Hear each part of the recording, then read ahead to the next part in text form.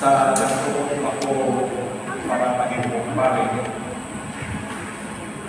Isa ko sa mga dinimalas nga di papakalayo sa eskwela sa gawa sa nasyon.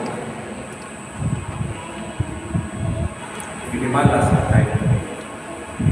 Dito sa'yo. Nirerang takwa ko pero sa mga padala sa paglaing kaso. Yang di ko yung English sa Koreahan, di anak ko sa Pilipino sa David. So, hindi naman Espanyol, sa Koreahan dito.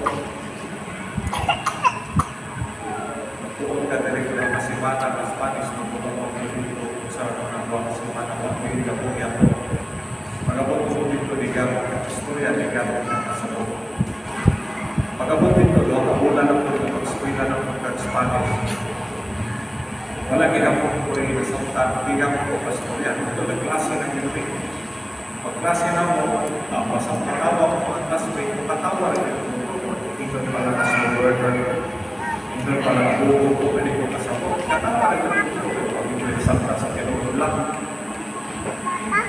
Kunya, first year, nagtuon pa tapos lagi yung language kayo.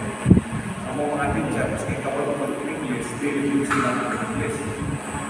Spanish, Espanyol, ilang taon na. Kapag niya ito yung pagtuon mo sa istorya, feeling kayo, ako ang pastor rin, kami naman yung kamo in English.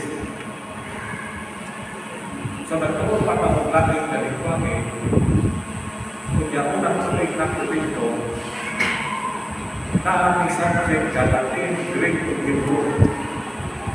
So, dito na kasabot ng Spanish, magtuon pa ka Latin, magtuon ka Greek, magtuon ka Hebrew. Latin isulat. Pero okay lang na ang klase.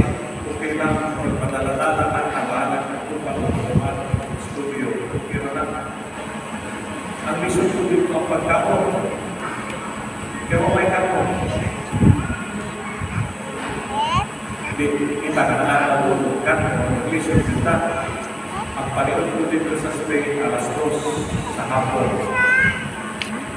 So alam mo na magkaroon ng mga pangatiyan. Ang palihapon na mo dito alas 3. Kanya gusto na kapatulong pag-summer di ka natulong nilang adlaw na paghihapon alas 10 sa gabi ayaw paghihapon. As with any other conference in our courses, so, ang summer mission ang Sundays, daylight extends to the evening. Isang prating suda.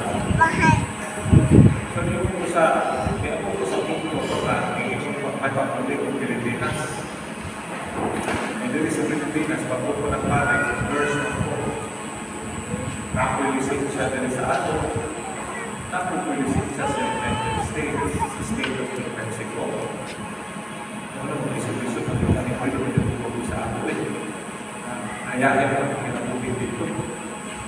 Ano pa na yung mga kung pinagka nila dito na yung palipot ko sa Kristo. And so, I was on the brink of telling myself that one day, day after day, magsipin ka din siya ng pagaling katapos sa ating pinapagpapalip. Hindi ka isod na